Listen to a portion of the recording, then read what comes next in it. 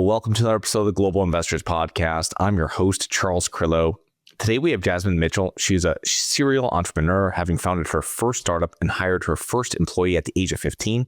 As an active real estate investor, Jazmin has successfully executed over $1 million in land transactions, while also co-sponsoring over 1,400 multifamily units as a general partner, in addition to being a limited partner in 174 units. So Jazmin, thank you so much for being on the show today. Thank you for having me. I'm super excited to be here with you today. Yes. It's great to have a lifelong entrepreneur on the show, and then having somebody that's gone from different real estate classes as well. And you're going back and forth, I know, between multifamily and land, and we'll get into all that. But before we do, can you give us a little background on yourself, a little bit professionally and personally, before getting into real estate investing at all? Absolutely. I think the biggest part about me is that I came to this country when I was 18, was born and raised in Mexico. And I had to come, I was already doing my bachelor's degree in Mexico, kind of building my entrepreneur side, if you will. I was going to business school and, top university in Mexico. So when I moved here, it was like, okay, none of that counts. You don't speak the language. We don't care where you're coming from. You had to start all over again. So that was, a big setback right there. I had to first learn the language, then go to college. And, I always wanted to start my own business when I was in Mexico, and then I moved here and I was saving money because I didn't know what kind of business to start. Of course, I got my degree on business management and entrepreneurship. But, good thing is that I have the mentor at home. My dad is a business owner. So he told me, whatever business you're going to start, you're going to need money. So I was going to college, saving money, and that's how I saved my first $45,000 right off college. I have that. And I was like, okay, this is enough to start a business, right? Especially on today's world, you see that, Gen Z is building billion-dollar companies with $100, right?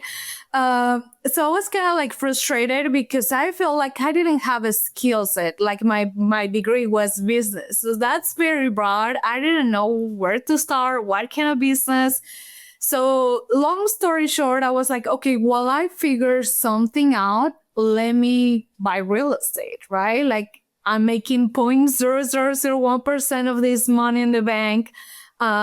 And real estate is the safest place to put my money. So I kind of like start exploring, quote unquote, because, I contact my dad's broker and I told him a little bit about what I wanted to do. And he said, like, probably land will be better. Because, I was like, should I buy a duplex and rent one side, or all these things that you can do in real estate, fix and flip. So long story short, bought my first piece of land for $40,000. And that's how I never looked back. Nice. Awesome.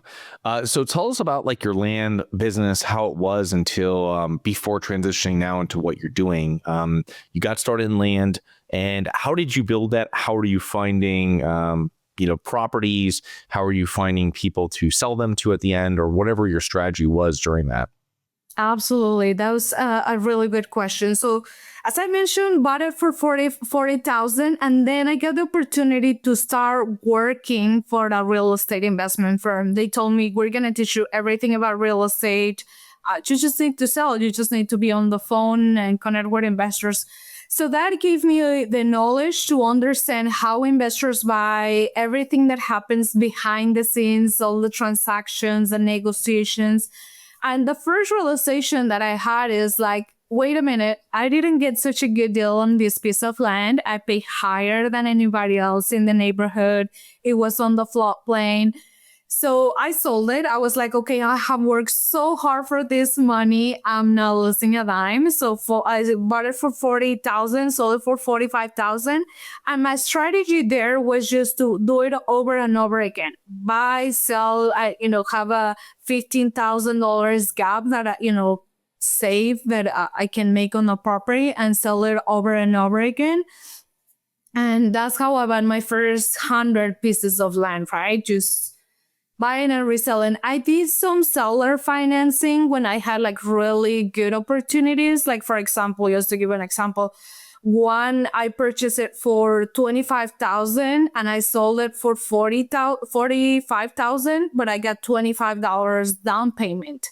So, I got my money back right away. And then just for 2 years, I was just cash flowing on that property. So I did some of those. And that was my main strategy before coming to multifamily.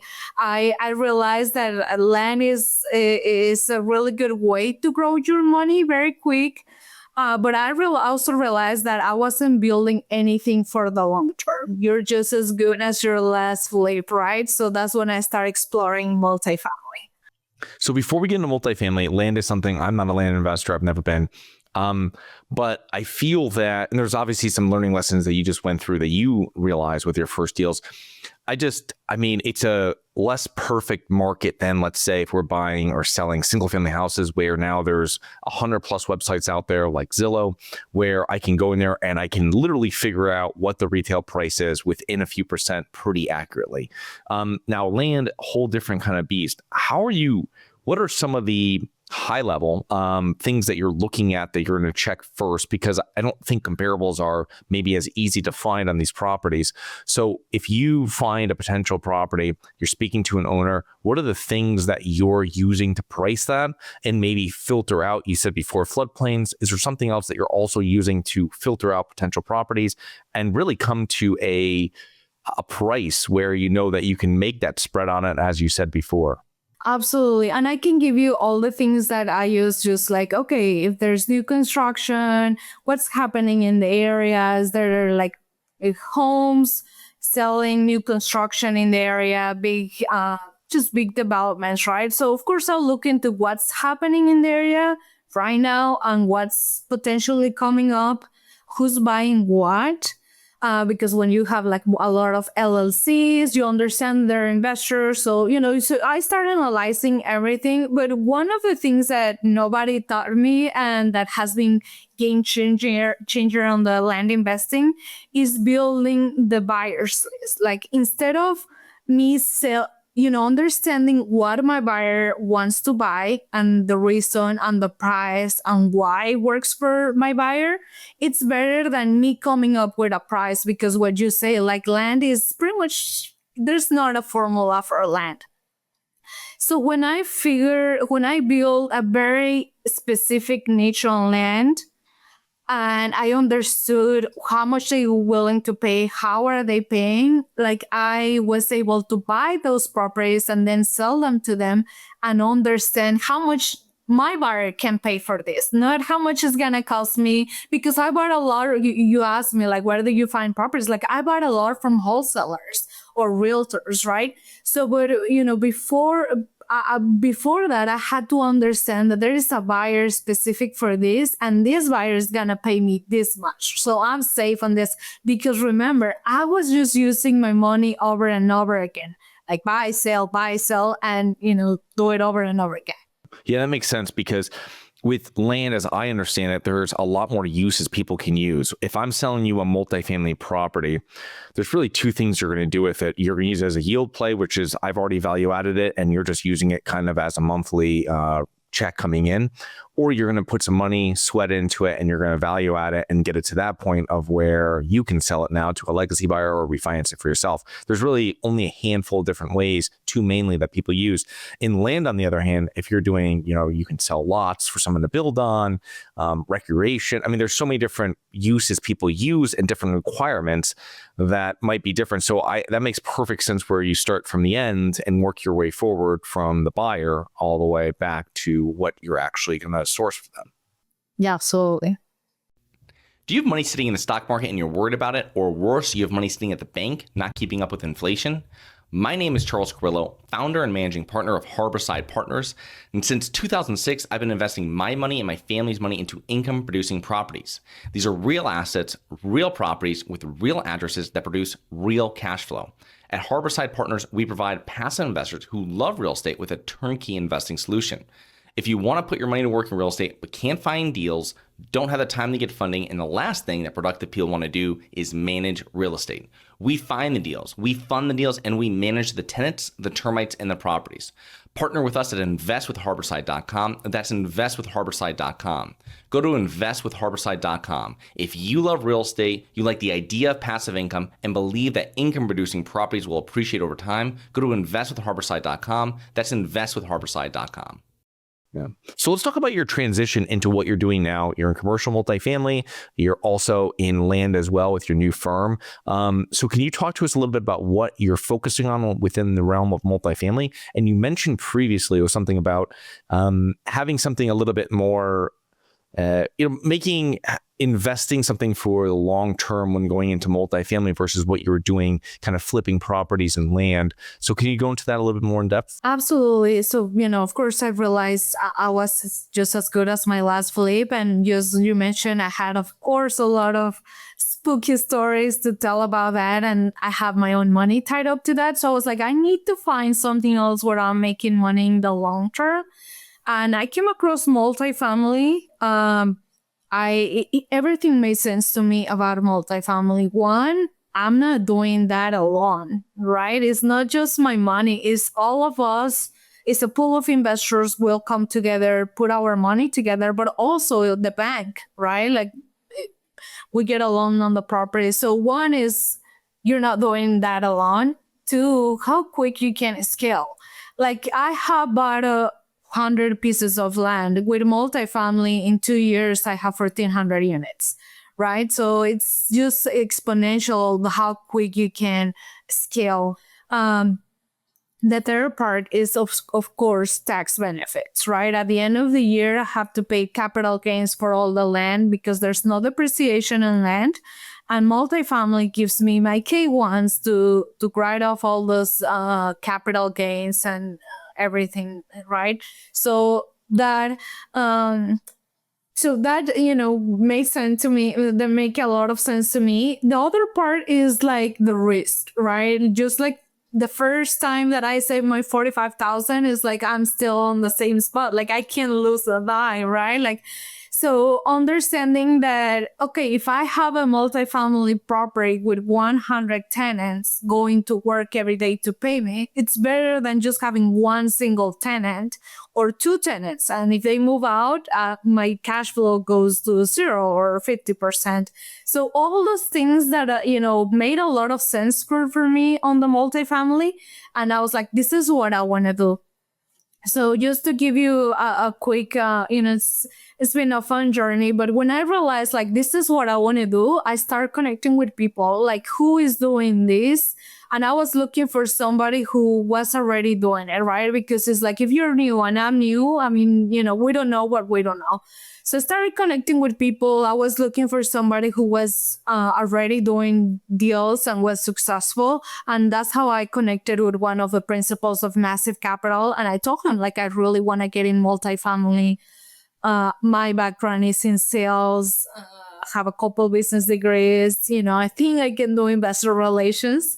And that's what I focus all the time, right? One of the realizations as I start exploring the multifamily side is like, who doesn't need money for the deals, right? Like you go to all these events and networking events, conferences, and everybody has the perfect deal, the best deal in the world. You should invest. But who doesn't need money? So I was like, if I become really good at raising capital, that is gonna open the doors for me to work with whoever I want.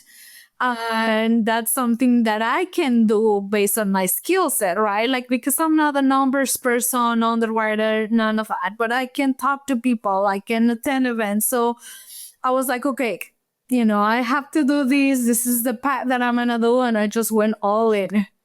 Yeah, I think the money piece, and that's one thing that gets me really upset with conferences and gurus and stuff like this, is that they paint it as if you have the deal, the money will follow. And it's not true. It's just I've had many good deals where I struggled to raise money for those deals that nearly doubled investor returns in a couple of years or 3 years or 4 years, something like this.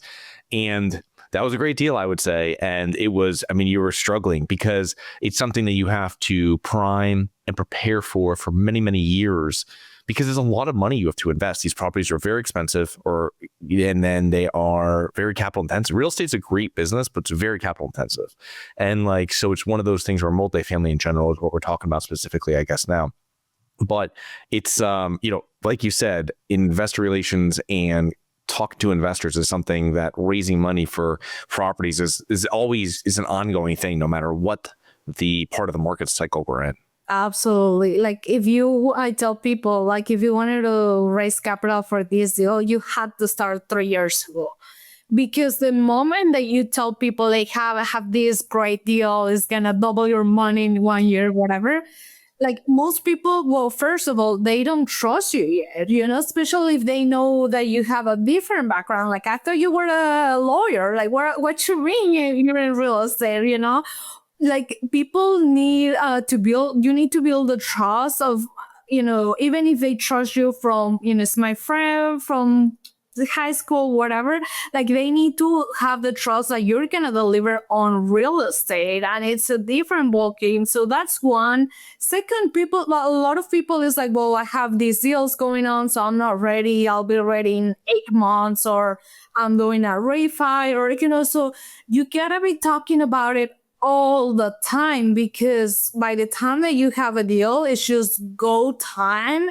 And you have to have your audience already very warm or hot. Yeah. No, it makes sense, because everybody's at different parts of their investment cycle, let's say, for what they're investing into. If they're having a liquidity event, they're getting funds, they want to place them somewhere, they're tied up in some sort of fixed income type instrument, and they're waiting for whatever it might be. It's something where sometimes it doesn't line up. So being involved in investor relations, what are some of the common misconceptions and fears people have with real estate investing, and I guess multifamily more specifically? So the biggest that I get is I don't want to type my money for 5 years when I can do something else, right? I can buy a piece of land, or I can do a fix and flip and double that money in 1 year. So that's probably the biggest pushback, and I totally understand, because I can talk on both sides, right?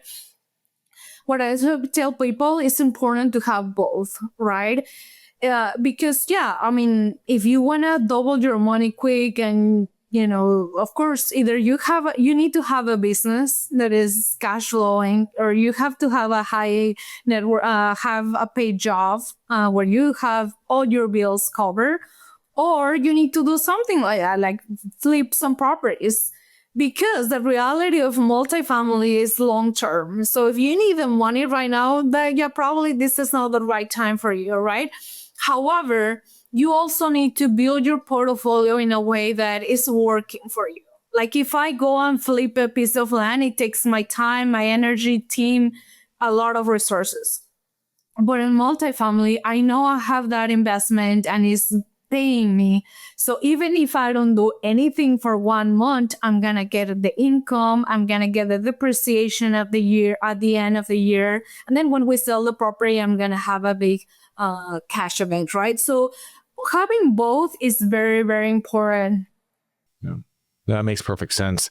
When you're speaking to these investors and potential passive investors, how are they really overcoming their misconceptions? And maybe do they come to the realization, like you were just explaining, that they need to have something for long term? Because 5 years is something, and it's important to have these conversations up front, because these are some of the pushback that we'll get when people reach out to us. And it kind of is a no starter. If someone wants to put money for 1 to 3 years, it's just not how the business plan works. And it's too risky to accept that capital and then have to worry with that investor in 3 years that they want the funds back. So how do you kind of overcome or work with them, for their investors or these potential passive investors, to kind of overcome these misconceptions that they might have? Well, first of all, I have to be very, very transparent with them and let them know, right off the bat, it's your money is gonna be tied up for 5 years, no matter what. Even if you really need, you have an emergency or something, there's nothing that I can do to liquidate your funds. So one is make them understand the risk, right? Like, and be very straightforward, because I can tell them like, yeah, maybe in 3 years we can do something, or it's going to be a refi. Everything that happened on the market, like we haven't done any refis, right? So even in deals that we were planning to do a refi, with everything that happened, like we couldn't do them. So, first of all, investors need to understand and take the responsibility of know what you're doing, what you're investing on, who you're investing with. And the other good part that we have with a massive capital is that we also do new construction for retail centers. So those are only 3 years hold. And I love that because there are some investors who they do need the cash flow, right? But some others, for example, when they are investing with retirement accounts, they don't really need the cash flow, because even if I pay you every quarter, your money is going to go back to the custodian and you're not going to be able to use it.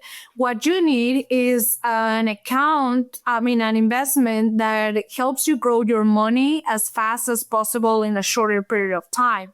And that's what we do with new construction. You invest today, only 3 years is a 1.6 equity multiple, and that's it. And then it goes back to the custodian, and that's how, it compounds faster. Your money grows faster in a shorter period of time. So that's why I also like to take the time to understand the investor and really understand their financial situation, because everybody is different. And one of the misconceptions is every single investor says, I need cash flow, because that's what we get. That's all the marketing that we get.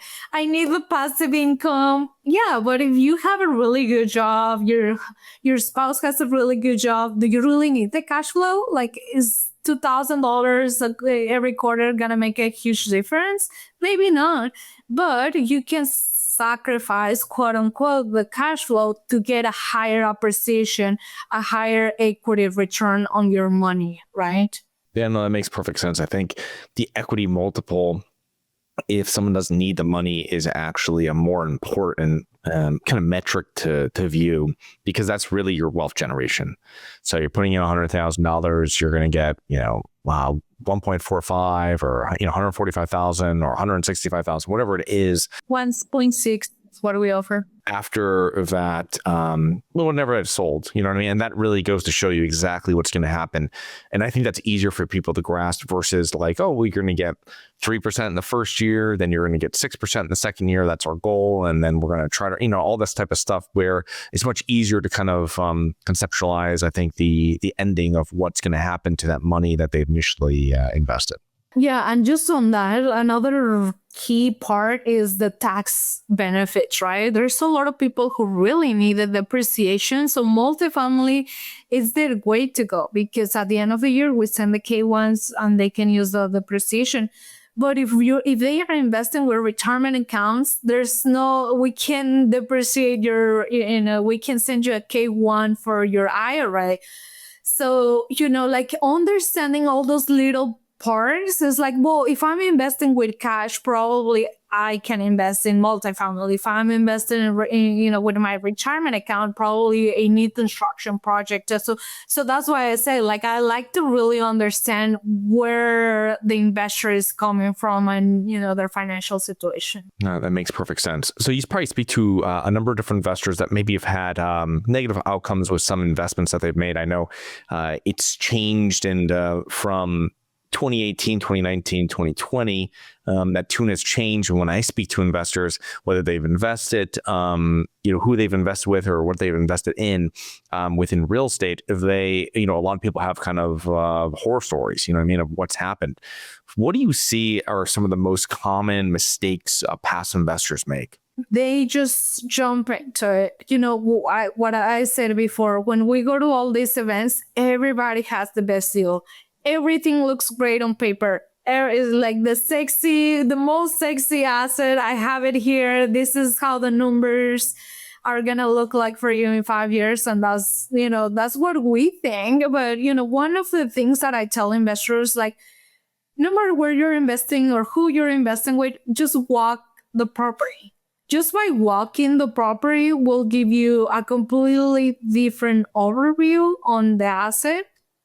And most important is who you're investing with. Because the reality is that there's always something that is going to go out and nobody was planning for that, right?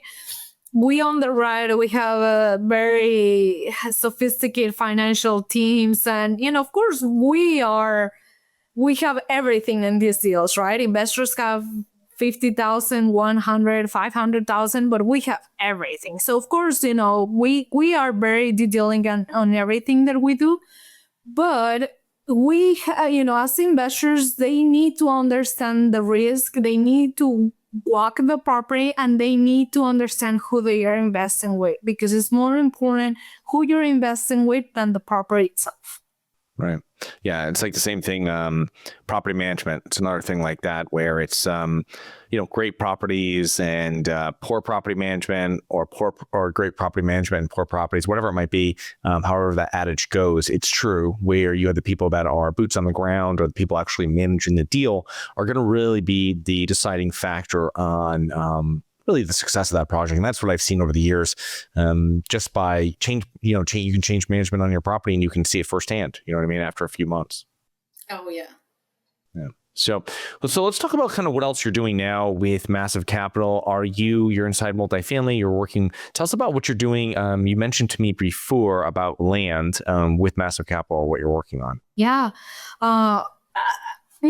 Going back to land is where I started. Of course, I have built a very strong portfolio in multifamily. And now with Massive Capital, what I'm doing is building a sister company just on land, just because I mentioned we do new construction for retail centers.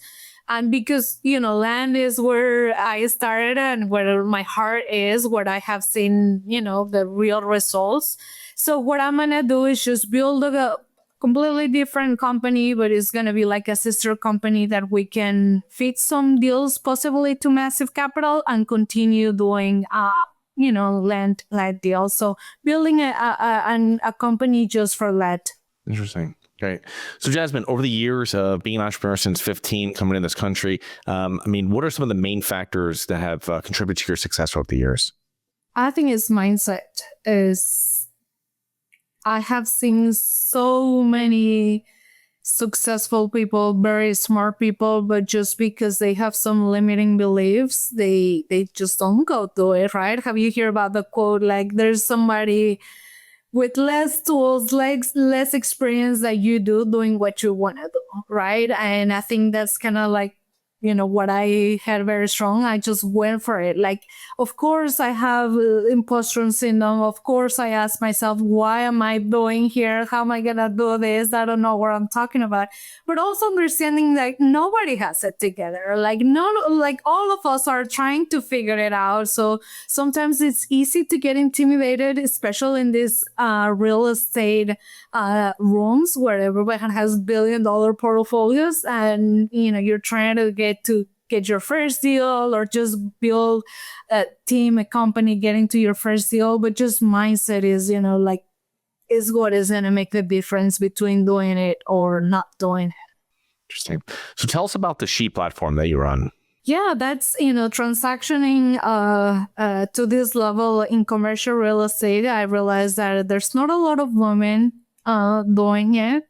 And, I wanted to, first of all, show them that it's possible. Like, if I did it, if I, have to build myself from scratch, you can also do it. And there's just a huge need for that, right? Like right now, we're on the biggest wealth transfer for women. You guys and, men work so hard building all these portfolios, all these businesses. And the reality is that women most likely will die alone, right? Men die first and women. So, just understanding that at one point, we're going to receive that wealth businesses. We need to know how to make decisions, how to grow the money that everybody has worked for.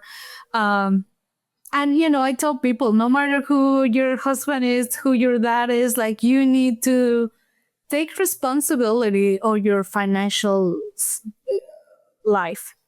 So how can our listeners learn more about you and your business?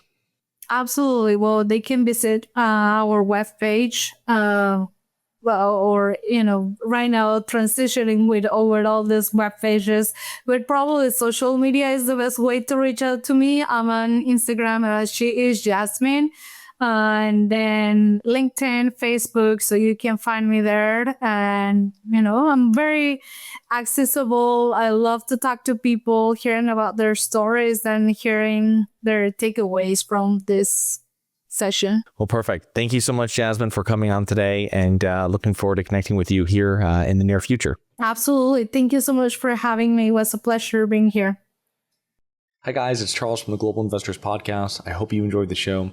If you're interested in getting involved with real estate but you don't know where to begin, set up a free 30-minute strategy call with me at schedulecharles.com. That's schedulecharles.com. Thank you. Nothing in this episode should be considered specific, personal, or professional advice. Any investment opportunities mentioned on this podcast are limited to accredited investors. Any investments will only be made with proper disclosure, subscription documentation, and are subject to all applicable laws. Please consult an appropriate tax, legal, real estate, financial, or business professional for individualized advice. Opinions of guests are their own. Information is not guaranteed. All investment strategies have the potential for profit or loss. The host is operating on behalf of Syndication Superstars LLC exclusively.